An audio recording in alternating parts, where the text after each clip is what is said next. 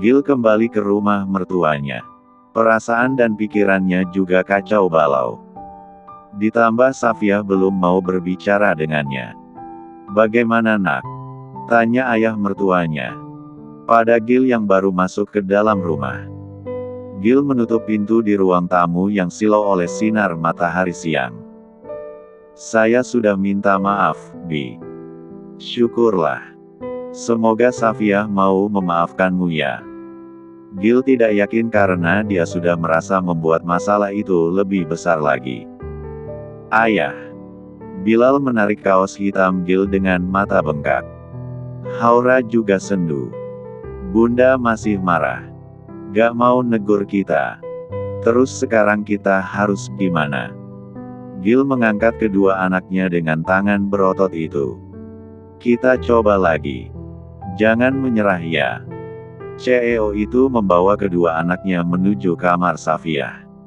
Mengetuk pintu berulang kali. Mereka tidak menyerah untuk meminta maaf. Akhirnya Safiyah membuka pintu menatap anak-anaknya yang langsung memeluk dia. "Bunda, ayo pulang. Haura janji gak akan bikin Bunda marah lagi." "Maafin Haura ya." Gadis cilik itu bahkan bersujud dan mencium kaki ibunya. "Bilal juga Bunda. Bilal janji gak akan nakal lagi." Bilal malah mengecup-ngecup punggung kaki Safiyah. Safiyah tersenyum. "Lain kali jangan ngeprank lagi. Kalian gak tahu Bunda kesal. Udah gak usah nyium sampai kayak gitu. Bunda baru selesai dari WC tadi. Pantesan ada baunya Bunda." Bilal nyengir. Dia kembali memeluk Safiyah. "Bunda maafin kita kan?" "Siapa bilang?" Bilal meraung lagi. "Jadi sia-sia saja dong." Bilal nyium kaki Bunda yang bau tai. "Bunda jahat. Kamu ya, katanya mau minta maaf. Kenapa bilang Bunda bau tai?" Bilal tertawa lagi. "Yeay, Bunda udah maafin kita." Haura juga tak mau melepaskan pelukan pada ibunya. Tatapan Gil dan Safiyah saling bertemu. "Kamu maafin aku, sayang." Gil menarik bibirnya melengkung ke atas. "Aku dengar kamu minta maaf sama Mas Yusuf." Gil memeluk Safiyah seperti anak-anaknya. "Mana mungkin ada yang bisa yang gantikan kamu, sayang. Aku memang bodoh dan bersalah. Maafkan aku. Sehari saja nggak ada kamu, duniaku seperti sudah kiamat." Safiyah memejamkan mata merasakan resapan emosi sayang dari suami dan anak-anaknya. "Yeay, Bunda udah maafin kita. Sekarang kita main yuk Hau. Kita main di sawah sama Hawa terus sama Adam juga." Bilal menarik tangan Haura meninggalkan kedua orang tuanya. Gil memandang Safiyah dengan mata merahnya. "Sayang." Keduanya berbicara di dalam kamar bernuansa pink. Tempat Safiyah menghabiskan masa remajanya. "Kamu bisa pegang kata-kataku. Aku nggak akan bikin kamu kesal lagi. Maaf." Gil memeluk istrinya. Meletakkan kepala ke pundak sang istri. Menyematkan jari-jari ke sela jari tangan Safiyah. "Tadi gimana Mas?" Safiyah menoleh ke bawah. Gil harus berhati-hati dalam menyampaikan kabar buruk itu. Dia tahu saat ini Safiyah mulai sensitif karena ada janin di dalam perutnya. "Sayang, kamu jangan marah. Aku juga akan bertanggung jawab dengan kesalahanku." "Apa itu kabar buruk?" Safiyah sudah akrab dengan hal itu dari sepanjang hidupnya. Beberapa kali mendapat musibah itu memang menyakitkan. "Katakan saja Mas. Aku sudah pernah mengalami hal yang lebih buruk di masa lalu." Safiyah tersenyum. Yusuf akan menikah dengan wanita pilihan ibunya. Genggaman tangan Safiyah mengendur. Wajah cerahnya berubah jadi gelap. Yusuf mengatakan jika alat bantu pernapasan Marwah dilepas maka, Marwah akan meninggal dunia. Sudah tidak ada harapan lagi. Apalagi rahim Marwah sudah diangkat karena kanker ovarium itu. Safiyah semakin pucat. Ya Allah, Marwah. Ia terisak. Kamu sudah janji tidak akan menangis lagi, tadi. Kita harus melakukan sesuatu, Mas. Aku memang sudah mencoba menghubungi dokter terbaik dunia. Marwah sudah banyak menderita, aku harap dia bisa bahagia dan ceria seperti dulu. Tenang saja sayang. Kita akan mencoba membantu mereka. Tapi tadi bibiku sudah mengatakan kalau mereka sudah berangkat ke kota. Ini bibi baru saja kirim pesan.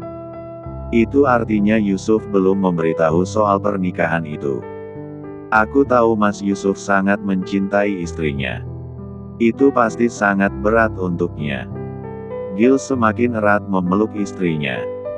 Jangan terlalu banyak pikiran. Biarkan aku saja yang mencoba untuk membantu Marwah. Safiyah mana mau tinggal diam. Dia pasti akan melakukan sesuatu untuk menggagalkan pernikahan itu. Fatimah dan ibunya Gil, Anita sedang mempersiapkan pernikahan mereka. Meski dengan syarat pernikahan itu harus dirahasiakan dulu.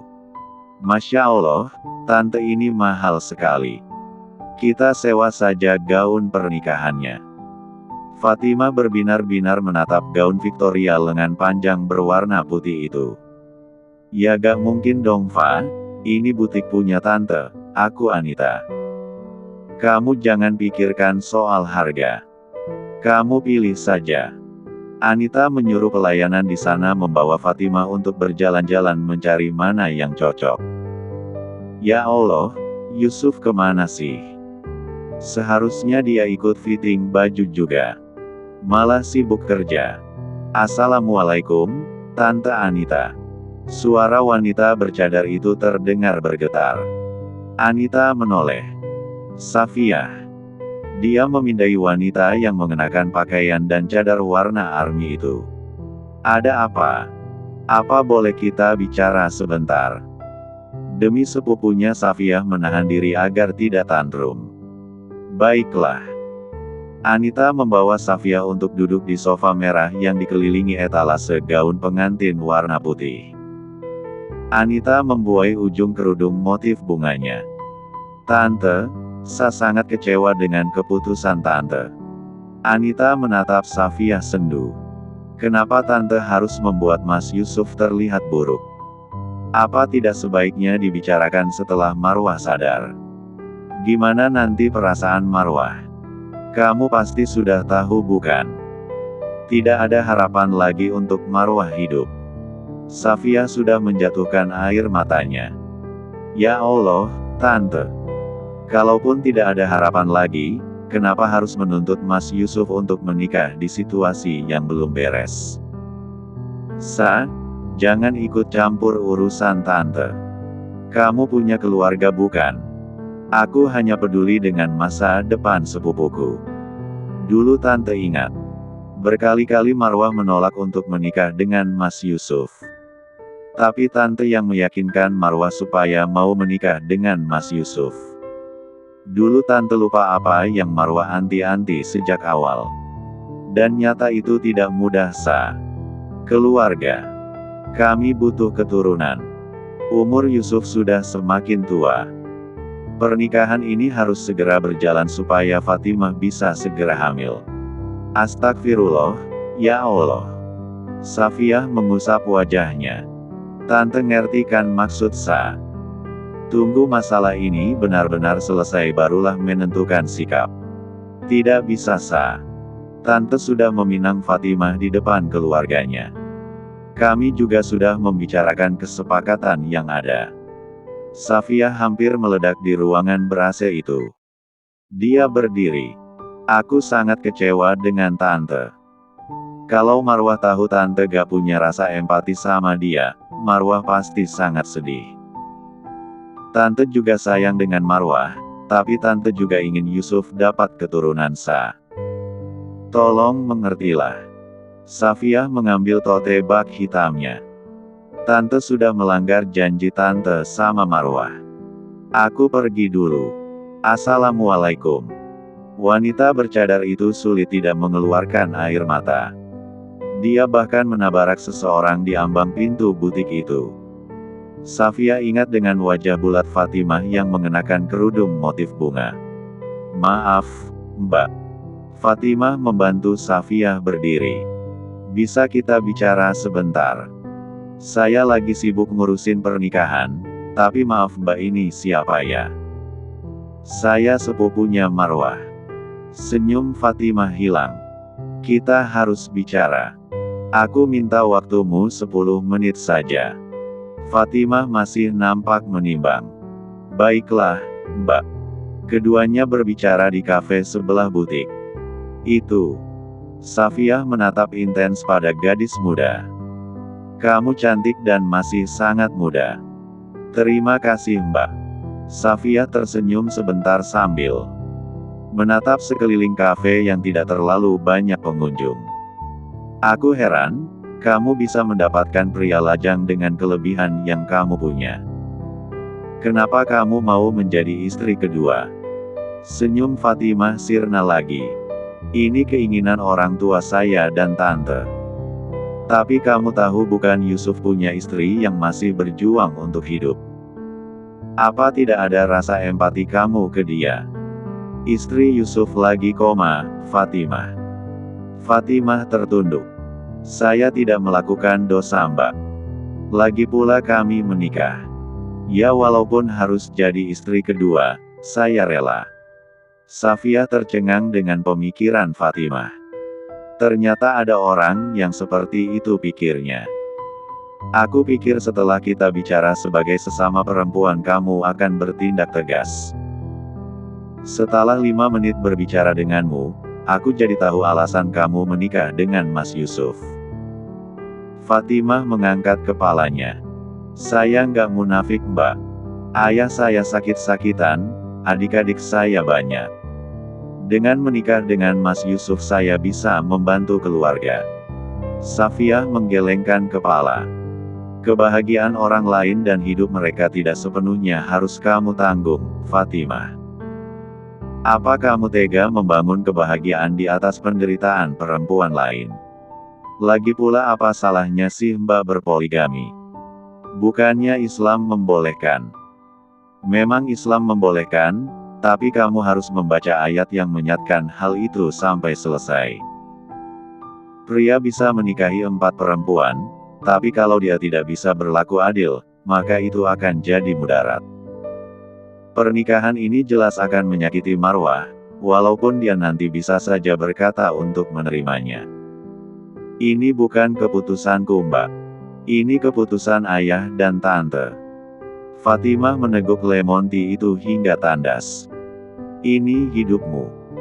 Kamu yang seharusnya tegas dengan keputusan yang akan diambil, tapi aku rasa kamu juga tertarik bukan dengan Mas Yusuf. Fatimah mengepalkan tangan di bawah meja. Keputusan ini sudah bulat Mbak.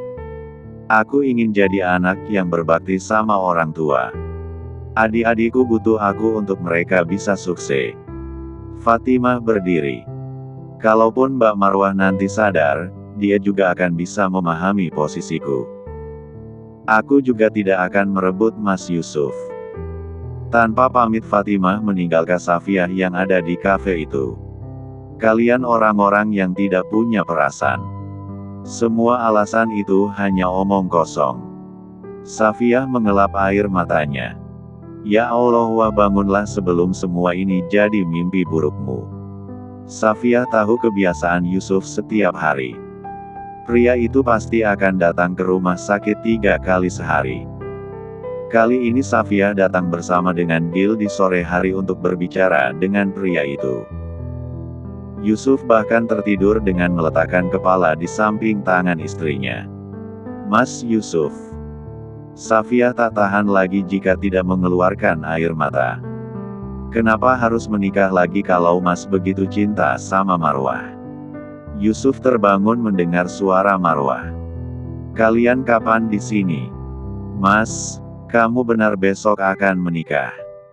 Yusuf masih sulit mengeluarkan kata-kata. Kamu belum berani terus terang sama Bibi. Kalau dia tahu Mas menikah lagi, pasti dia akan kecewa berat. Yusuf menggenggam tangan istrinya. Sayang, maafkan aku. Aku juga tidak tahan melihat Mama jadi bahan gunjingan keluarga dan teman-temannya. Kenapa sih Mas harus dengerin omongan orang? Bagaimana dengan perasaan orang tua Marwah dan Marwah nantinya? Yusuf, kami sudah menemukan dokter yang bisa membantu Marwah. Coba kamu konsultasi dulu, saran Gil sambil menggenggam tangan istrinya. Yusuf sulit sekali bernafas atas segala perbuatannya. Dia tersiksa dengan keterbatasan dan tidak mau egois juga. Sayang, biar aku saja yang menggantikan posisi kamu. Rasanya ini sangat menyakitkan. Aku sayang sama Mama. Aku juga sayang sama kamu. Yusuf hanya ingin ibunya tidak tersakiti juga. Namun, di sisi yang lain Yusuf akan menyakiti orang tua Marwah. Kalian tidak akan mengerti kalau jadi aku. Ini adalah pilihan yang sangat sulit. Kenapa Mas? Mas harus tegas. Jangan bikin Marwah seperti ini. Dia dulunya sudah cukup menderita. Aku juga tidak ingin ibuku dan Marwah menderita. Ini saja yang bisa aku lakukan sebagai anak. Mas, ibuku juga terkena kanker. Safia hening. Dia tak menyangka jika Yusuf memang harus memilih pilihan ekstrim itu. Mama hanya ingin melihat aku punya anak, penyakitnya juga sudah semakin parah. Kalau aku tidak menurutinya, Mama mungkin saja tidak akan mau berobat lagi. Yusuf berdiri, tapi ia hampir terjatuh karena kehilangan kendali terhadap dirinya sendiri. Aku kecewa sama kamu Mas. Safia membalik badan. Bruk. Yusuf menjatuhkan diri. Pingsan. Kesehatannya juga semakin buruk karena terlalu banyak pikiran. Astagfirullah, Yusuf. Gil bergegas menghampiri pria itu. Safia meminta bantuan agar Yusuf ditangani oleh dokter. Hari pernikahan itu tiba. Yusuf dan Fatimah akan melaksanakan ijab kabul di masjid. Hanya dihadiri keluarga inti dan beberapa saksi. Pandangan Yusuf kosong. Meski berbagai cara sudah Anita lakukan untuk menghinurnya. Sudahlah nak. Libur dulu untuk hari ini menjenguk istrimu. Hari ini kamu akan menikah dengan Fatimah. Sang ibu membukakan pintu mobil itu. Yusuf keluar. Berat hatinya mengenakan tuxedo putih senada dengan gaun pernikahan Fatimah. Yusuf, ayo. 5 menit lagi kamu akan ijab kabul. Jangan banyak bengong. Anita tentu saja takut Yusuf berubah pikiran. Yusuf dengan mata cekung dan brewok yang tidak terurus terpaksa berjalan ke dalam masjid. Tidak ada senyum yang Yusuf tampilkan pada keluarga Fatimah. Fatimah tanpa beban mesem-mesem menatap calon suaminya yang tampan. Ya, walaupun dia akan jadi istri kedua. Mas Yusuf. Fatimah yang membawa buket lili putih. Jantung Yusuf semakin berdebar. Dia merasa keputusannya itu tidak benar. Namun, tangannya sudah dijabat oleh ayah Fatimah.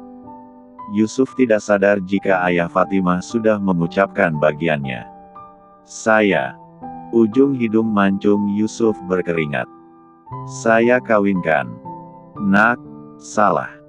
Kamu harus fokus. Kita ulangi lagi. Yusuf semakin berkeringat dingin. Dia merasa dikejar dosa dan tidak tenang. Saya. Terima nikah. Mas Yusuf. Gema perempuan di ambang pintu masjid. Yusuf menoleh. Dia berdiri. Marwah. Marwah. Yusuf berdiri dan meninggalkan meja ijab kabul itu. Anita dan Fatimah saling pandang. Yusuf meneteskan air mata karena sang istri telah bangun dari koma. Padahal dokter sudah menyatakan tidak ada harapan hidup lagi untuk Marwah. Marwah dengan wajah pucatnya juga terisak di kursi roda yang didorong oleh Safia dan Gil. Sayang. Yusuf sudah merindukan suara dan pelukan Marwah. Marwah adalah obat bahagianya. Dia baru merasa kehilangan dan sangat membutuhkan sang istri setelah koma selama berbulan-bulan. Terima kasih ya Allah. Yusuf lupa bahwa dia akan menikah detik itu juga. Marwah meraung di bahu suaminya. Sayang, aku tidak percaya ini kamu, tapi aku sangat bahagia karena kamu sudah kembali lagi seperti dulu. Yusuf tidak bisa melepaskan pelukan itu. Anita menghampiri anak dan menantunya di ambang pintu masjid. Kenapa kamu bisa bangun dari koma, Marwah? Marwah memandang sendu pada ibu mertuanya.